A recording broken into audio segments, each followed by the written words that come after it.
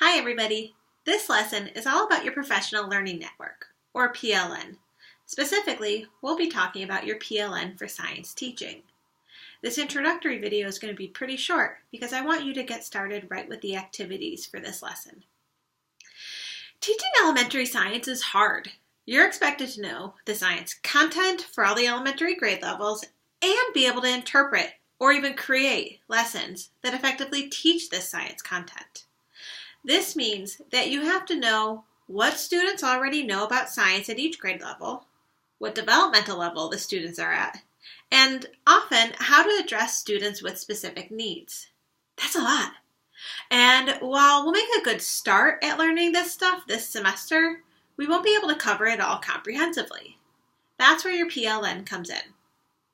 Your PLN is something that's highly tailored to your own individual needs.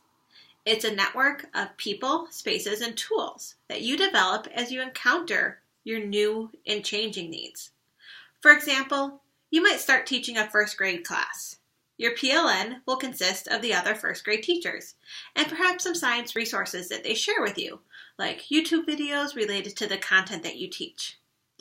But what happens if, after teaching in first grade, you get switched to third grade? You need a way to approach this new science content and an understanding of teaching older children. Your PLN will naturally expand to include the third grade teachers, but you might need some other things as well. Basically, your PLN is something that's highly responsive to your own needs, but that also means that you're the one who's responsible for developing the PLN. It's not something that somebody gives to you. And having a well-developed PLN is important for effective elementary science teaching. So I think it's important that we start developing it right now. In this lesson, you'll watch a video that describes PLNs more systematically than I just did. You'll then reflect on your own current PLN. To do this, you should visualize your PLN in some way. Who's in your PLN? Where do you engage with them? For example, are they people you know in person, or are they people that you interact with on Twitter chats or through Pinterest or other online spaces? And what tools have you gathered through these interactions? So that's people, spaces, and tools are in your PLN.